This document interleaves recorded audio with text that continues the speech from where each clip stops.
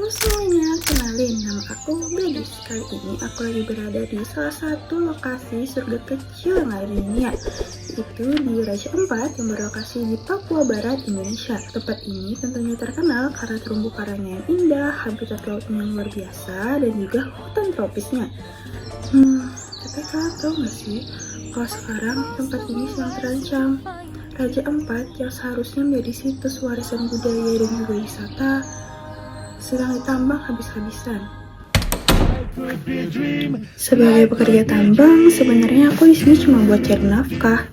Tapi ternyata adanya aktivitas pertambangan di beberapa pulau kecil, bahkan pulau yang sangat kecil di Papua Barat, contohnya seperti Pulau Kawe, bukan hanya soal menggali tanah, tetapi juga menggali luka di alam. Karena kalau lagi ngomongin soal pertambangan yang ada di Raja Ampat, kita nggak cuma lagi ngomongin soal nilai ekonominya aja, tapi kita juga ngomongin tentang apa aja yang udah dikorbanin. Pengerusakan lingkungan artinya terjadi suatu perubahan dalam suatu ekosistem, baik secara biologis maupun secara fisik. Sedangkan kalau pencemaran lingkungan itu masuknya suatu zat, energi, ataupun komponen lainnya ke dalam suatu ekosistem tadi, yang jumlahnya itu berlebihan dan dampaknya bisa bikin buruk. Hal ini tentunya gak main-main loh, dampaknya bisa jaga udara, tanah, air, maupun habitat laut. Karena kita lagi ngomong soal cepat. Contohnya aja nih, kayak rusaknya hutan tropis, terganggunya habitat laut, hilangnya daya tarik wisata, bahkan ancaman bagi warga lokal. Setelah viralnya hashtag Save Raja Ampat belakangan ini, pemerintah Indonesia mencabut 4 izin pertambangan yang ada di sana.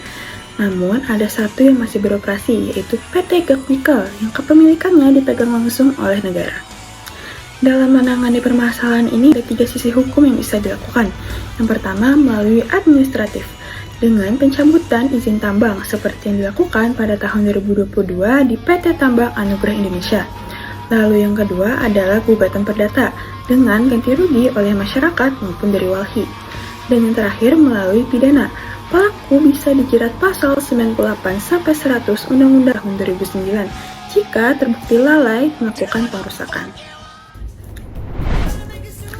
Penyelesaian dalam permasalahan lingkungan hidup bisa diselesaikan melalui 2 jalur utama. Yang pertama adalah jalur litigasi ataupun hukum formal. Jalur ini bisa digunakan saat kerusakan sudah butuh keadilan dan juga pemerintah dianggap lalai atau melanggar hukum lingkungan.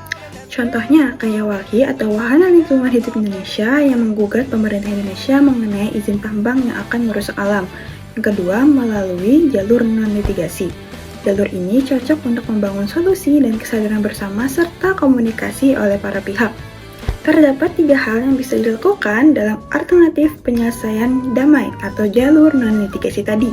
Yang pertama adalah mediasi. Mediasi bisa dilakukan antara para masyarakat ataupun pihak lain. Yang kedua adanya kampanye atau edukasi. Dan yang ketiga adalah advokasi oleh lembaga LSM. Karena lingkungan itu bukan cuma soal hukum, tapi juga soal kesadaran bersama. Maka jalurnya bisa keras maupun halus tergantung bagaimana cara kita untuk membela alam. Dalam menanggapi permasalahan Raja Ampat ini, kita nggak boleh asal setuju ataupun diam aja. Karena hukum lingkungan punya asas dan juga tujuan yang menjadi dasar buat menjaga alam kita. Tujuan hukum lingkungan sebenarnya simpel dan juga nggak ribet. Itu sudah tertuang di pasal 3, yaitu pertama melindungi lingkungan, yang kedua menjamin hidup generasi mendatang, dan yang terakhir adalah memberikan keadilan bagi seluruh makhluk hidup. Bukan cuma soal manusia, tapi juga hewan, binatang, dan tempat mereka tinggal. Raja Ampat bukan milik investor, tetapi milik kita semua dan juga generasi yang akan mendatang. Karena kalau lagi ngomongin soal Raja Ampat, kita itu lagi ngomongin soal pilihan jangka pendek dan juga jangka panjang, antara uang ataupun alam, dan juga antara diam ataupun bersuara. Oleh karena itu, saya Nabila Gadis Irawan dengan NIM 2310-211-320062 selaku mahasiswa Fakultas Hukum Universitas Lambung Mangkurat percaya bahwa sejatinya hukum itu hadir untuk menjaga, bukan untuk merusak. Ingat ya, Raja Ampat itu bukan cuma sekedar wilayah, tapi juga salah satu situs warisan budaya yang mesti kita jaga sepenuh hati. Karena hukum yang hidup adalah hukum yang melindungi kehidupan.